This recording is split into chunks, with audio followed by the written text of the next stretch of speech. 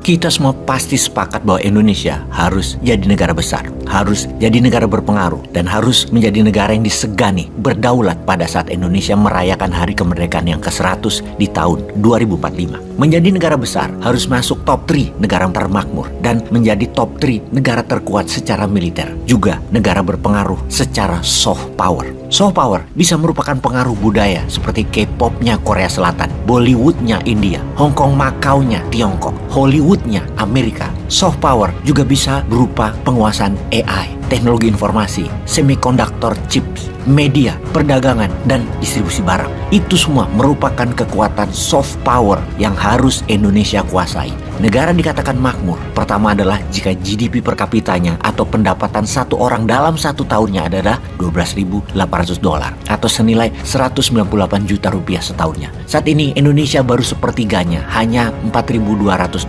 setahun atau 65,1 juta rupiah. Kalau secara PDB negara Indonesia saat ini baru 1,15 triliun dolar nilainya, dan untuk menjadi negara makmur harus naik ke 3,5 triliun dolar, naik 3,5 kali dari sekarang atau naik 350% dalam 22 tahun ke depan. Sementara kita semua tahu dalam 9 tahun ini naiknya hanya dari $3.400 per kapita menjadi $4.200 per kapita atau hanya naik 24% saja dalam 9 tahun. Hal ini menunjukkan satu hal, bahwa ekonomi Indonesia masih belum berdaulat. Selama 5 presiden dari Soeharto sampai SBY kita bersama Amerika, dan selama 2 periode ini kita bersama Tiongkok. Sekali lagi kita bertanya, apakah lebih baik bersama Amerika atau lebih baik bersama Tiongkok? Kita harus berkaca ke depannya. Masih mau bersama keduanya? Balik lagi ke Amerika? Atau tetap dengan Tiongkok? Atau pilihan ketiga bersama New Mind, bersama New Economic Model, bersama Post-Keynesian? Kita luaskan lagi.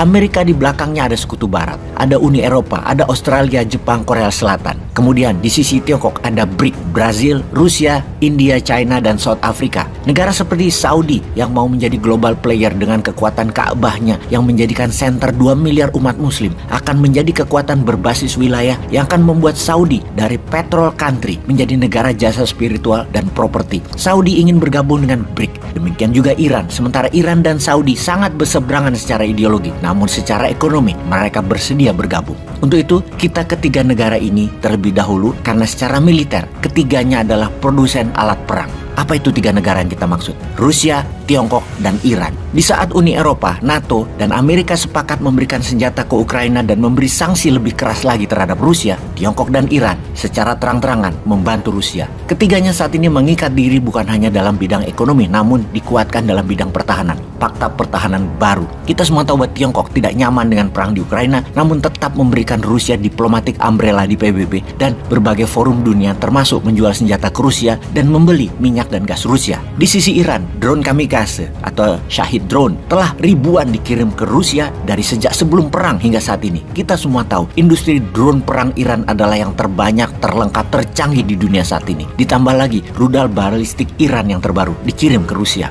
Melengkapi data tersebut, ketiga pemimpin negara tersebut 2 tahun ini telah sering bolak-balik saling mengunjungi. Bahkan ketika video narasi ini dibuat, Wang Yi, diplomat Tiongkok tertinggi, ada di Rusia saat ini. Baru-baru ini ketika pemimpin Rusia bertemu dengan petinggi Iran, Raisi, keduanya sepakat membantu Bashar al-Assad agar Suriah tidak dibumi hanguskan Amerika dengan ISIS di belakang mereka dan rakyat tidak berdosa dipakai tameng oleh ISIS. Iran dan Rusia akan terus berusaha agar al-Assad tetap berkuasa demi Suriah tidak jatuh ke Amerika. Walaupun Iran dan Suriah secara ideologi berbeda, sekali lagi ini politik. Rusia tetap bertahan di Suriah, walaupun di Ukraina Rusia memerlukan bantuan. Dan untuk itu Rusia bermain cantik di banyak front. Solusinya Tiongkok membantu. Pertama, bulan lalu Tiongkok dan Iran menandatangani program 25 tahun kedua negara kerjasama, dan kerjasama kali ini sangat dahsyat yang seakan membuat Iran adalah provinsinya Tiongkok, menggadaikan Iran ke Tiongkok. Namun hal itulah yang dibutuhkan Iran saat ini. Perlindungan umbrella diplomatik, ekonomi, teknologi, dan uangnya Tiongkok juga membuat Iran menjadi member dari Shanghai Cooperation Organization, sebuah organisasi yang membuat semua negara-negara daratan Asia Timur sampai Asia Tengah, Asia Barat, dan Eropa Timur bersambung dengan tengahnya Tiongkok untuk dispesialkan dalam hal ekonomi, dalam hal teknologi, dan keuangannya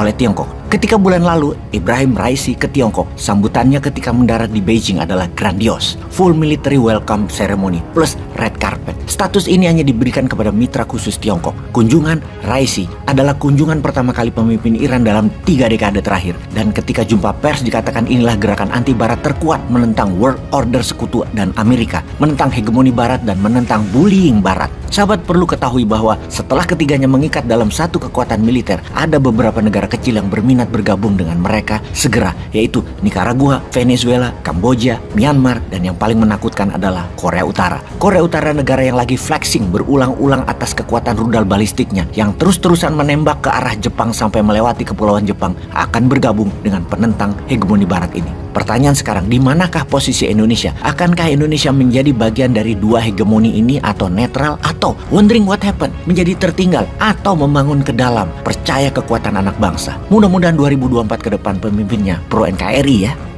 Peace.